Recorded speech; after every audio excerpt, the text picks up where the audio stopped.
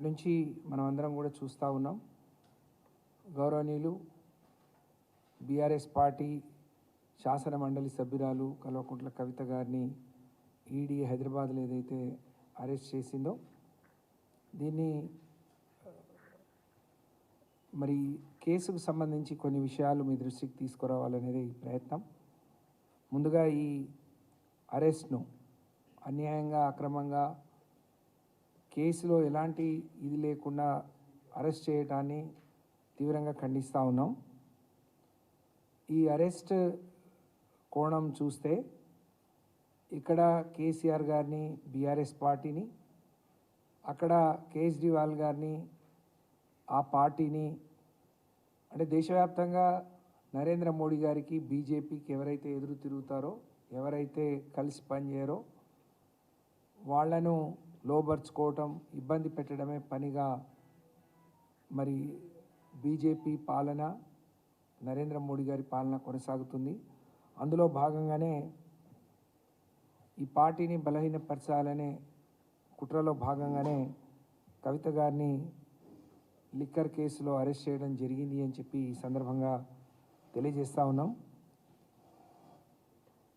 ఆ కేసులో ఎలాంటి ఆధారాలు లేకుండా, పస లేకుండా, పనికిమాలిన విషయాలు, ఎందుకంటే గత సంవత్సరం కవిత గారు స్వయంగా ఈడీ ఆఫీస్కి వెళ్ళి వారికి తెలిసిన విషయాలన్నీ కూడా క్షుణ్ణంగా అక్కడికి చెప్పిన తర్వాత కూడా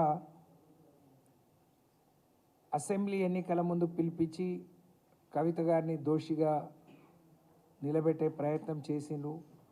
ఆ రోజు సాక్షిగా పిలిచి మీకేం తెలుసు ఏంటి అని పిలిపించుకొని అసెంబ్లీ ఎన్నికల్లో లాభపడాలని బీజేపీ ప్రయత్నం చేసింది.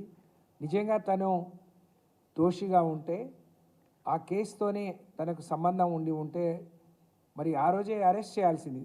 స్వయంగా తనే ఈడీ ఆఫీస్ వరకు, ఢిల్లీ వరకు పోయినా మరి ఆ రోజు అరెస్ట్ చేయకుండా పార్లమెంట్ ఎన్నికల ముందు అరెస్ట్ చేయడాన్ని మరి సభ్య సమాజం కూడా గమనించాలని చెప్పి నేను విజ్ఞప్తి చేస్తూ ఉన్నాను. బీజేపీ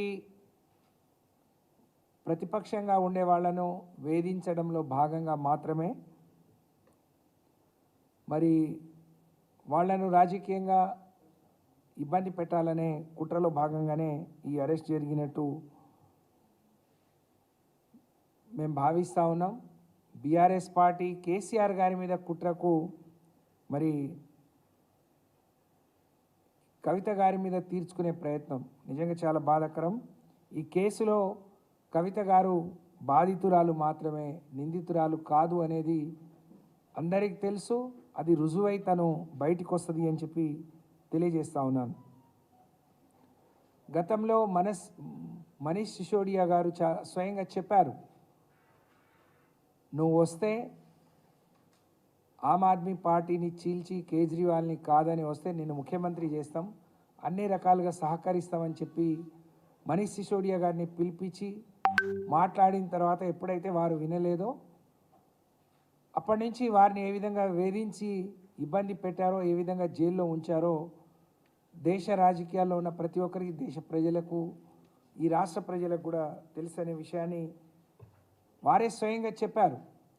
ఎప్పుడైతే వారు మాట వినలేదో ఆ రోజు నుంచి జైల్లో పెట్టిన విషయాన్ని సందర్భంగా నేను తెలియజేస్తూ ఉన్నాను. ఒకవైపు మరి కవిత గారు గత సంవత్సరమే పోయి ఈడీ ఆఫీస్లో అన్ని విషయాలు చెప్పిన తర్వాత కూడా ఈరోజు మరి అరెస్ట్ చేయడం, పార్లమెంట్ ఎన్నికల నోటిఫికేషన్ వచ్చే ముందు రోజు అరెస్ట్ చేయడం అంటే దేశానికి అందరికీ తెలుసు, ఎవరైతే బీజేపీ వ్యతిరేక శక్తులు ఉన్నాయో వాళ్ళ ముందు ఈడీ పోతుంది, లోబర్చుకునే ప్రయత్నం చేస్తుంది, భయపెట్టే ప్రయత్నం చేస్తుంది. లేదు అని అంటే అప్పుడు మోడీ దిగి వారిపైన విమర్శలు చేస్తారు. కానీ ముందుగా ఈడీ వచ్చి నరేంద్ర మోడీ గారు తర్వాత ఒకే రోజు ఇద్దరు రావడం, అంటే ఎన్నికలు దగ్గర వస్తున్నాయి కాబట్టి ఎక్కువ లబ్ధి పొందాలనే ఉద్దేశంతో మొన్నటి అరెస్ట్ జరిగిందని చెప్పి మేము భావిస్తూ ఉన్నాం. సుప్రీంకోర్టులో ఇవాళ కేసు ఉంది. వారిని 15వ తారీఖు అరెస్ట్ చేసే రోజు కూడా సుప్రీంకోర్టులో కేసు ఉండే. చాలా తెలివిగా ఎక్కడ చిక్కకుండా ఆ కేసుకు సంబంధించి మేము లాయర్లతో మాట్లాడినప్పుడు కూడా చెప్పేది ఇదొక రాజకీయ కక్ష సాధింపు చర్యలో భాగం కాబట్టి ఇందులో ఉన్న బలం ఎంత లేకపోతే ఆధారాలు ఏమున్నాయనేది చూడకుండా వాళ్ళు అరెస్ట్ చేసి తీసుకొస్తున్నారు కాబట్టి ఒక చాలా ప్లాన్డ్గా ఆ రోజు సుప్రీంకోర్టులో కేసు ఉంది కాబట్టి తను ఎక్కడ ప్రోగ్రాములు పెట్టుకోకుండా ఇంట్లో ఉంటే మరి అటు కేసు వాయిదా పడి ఈ రోజుకు వాయిదా పడే క్రమంలోనే తనని అరెస్ట్ చేయడం ముందే చాలా ఒక ప్రణాళికతోని టికెట్లు తీసుకొని ఇంతమందిని తరలించి తను ఎక్కడుందో తెలుసుకొని తన్ని అరెస్ట్ చేయడం అని అంటే మరి ఎంత పకడ్బందీ ప్రణాళికతో వచ్చిందో మనం అర్థం చేసుకోవచ్చు. నిజంగా కవిత గారు దోషి అయితే నిజంగా మరి తన పాత్ర ప్రమేయం అందులో ఉంటే దొడ్డిదారినో దొంగదారినో సర్చ్ వారెంట్ల పేరుతో రావాల్సిన అవసరం లేదు. నిజంగా అరెస్ట్ వారెంట్తో వచ్చి జరిగింది ఇది, మీ ఉన్న ఆధారాలు ఇది అని చెప్పి